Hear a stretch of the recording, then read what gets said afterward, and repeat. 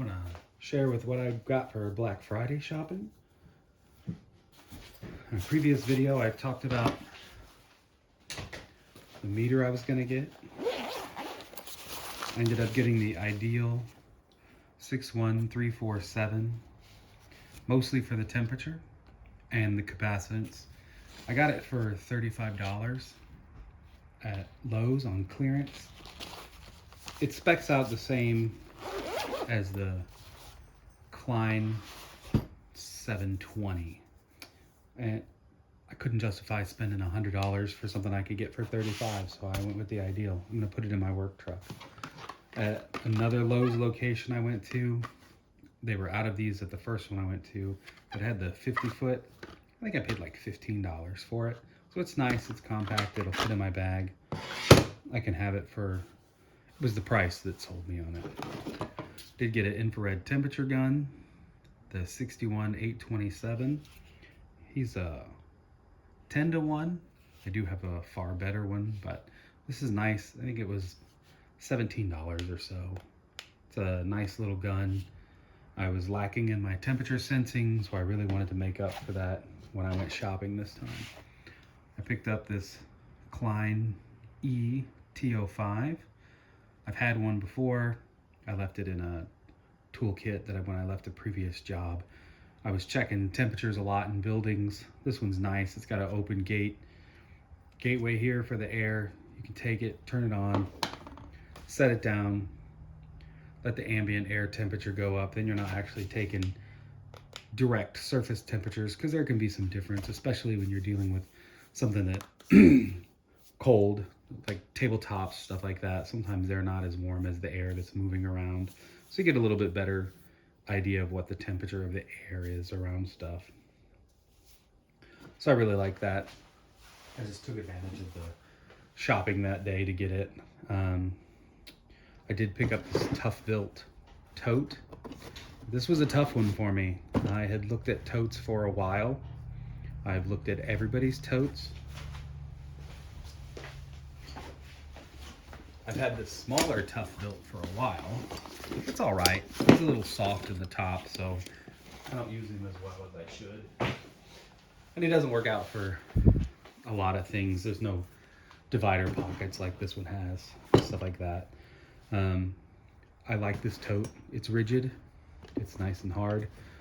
It's gonna stand up pretty well for a long time. I'm very much invested in the clip tech. I like it. I have multiples of several bags. I have a couple of drill holders. I've got 2 full electrician bags set up, one at home, one in my service truck.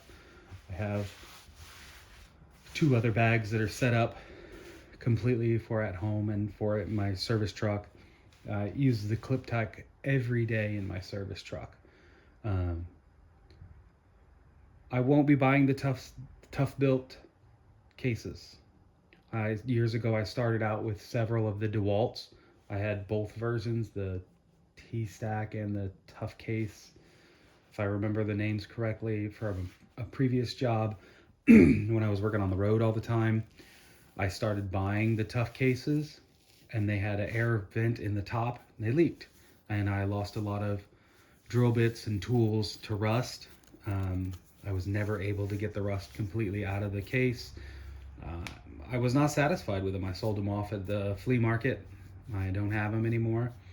The toughbuilt, I was getting ready to buy some Milwaukee stuff. I saw the toughbuilt was coming out. I waited and waited and waited from the first previews until I could look at the bag, compare them side by side. Toughbuilt really let me down. The only way to hook clip tech to their toughbuilt in any way is the same way I can do with aftermarket or print myself on our own 3D printer that we have, is on the corners, and I cannot attach to the open top bag at all. Their bag is pretty nice, and there were plenty of opportunities to even include as simple as a fabric loop like this one here has, and they didn't do it.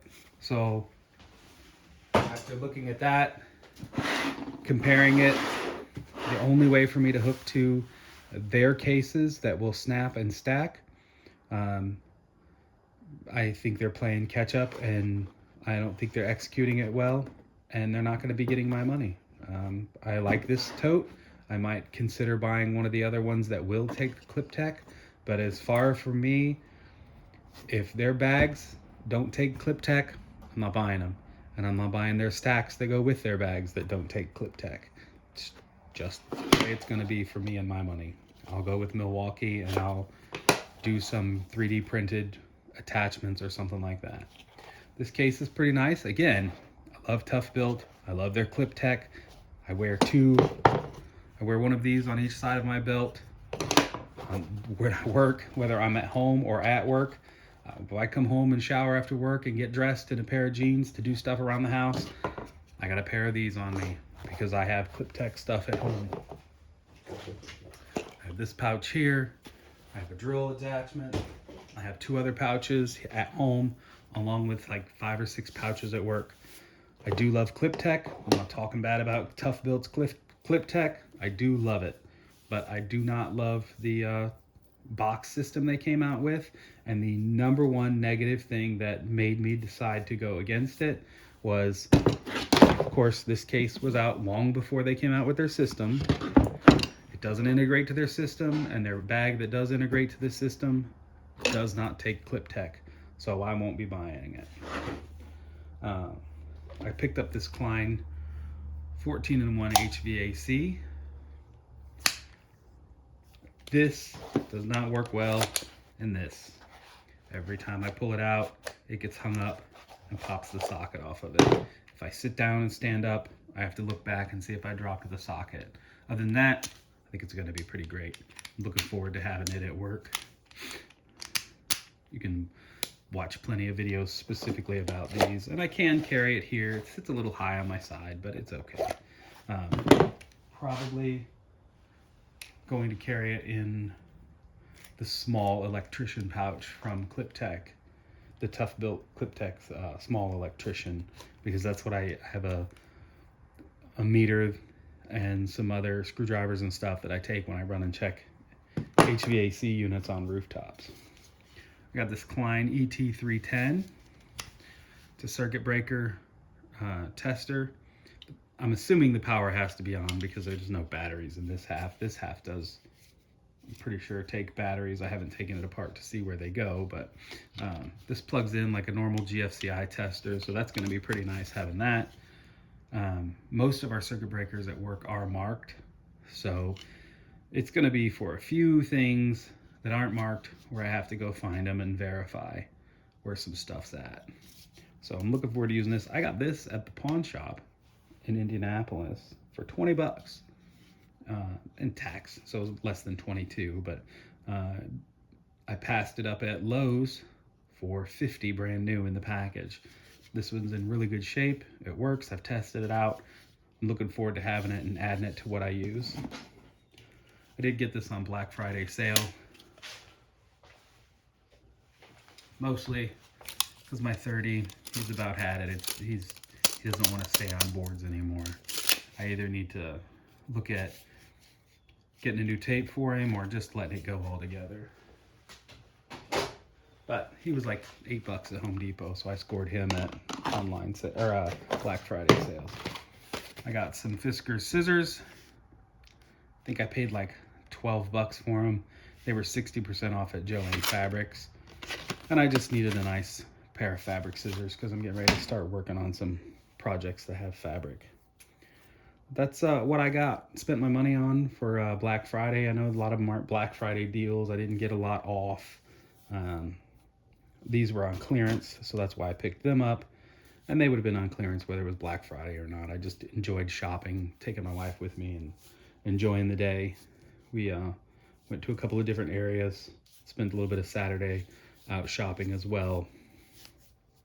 We had a good time, and I'm looking forward to using my new sensors and metering devices, and a lot of it comes down to looking into where am I going at in the future with my work, what I'm gonna be able to definitively tell. There's a lot different between going and saying, hey, I think this is bad, versus actually getting testing equipment and saying, hey, this is bad and here's the numbers to show why it's bad. And over the term, I think it's going to reduce cost, reduce return work, and I'm going to be a lot better service technician for it. Thanks for watching.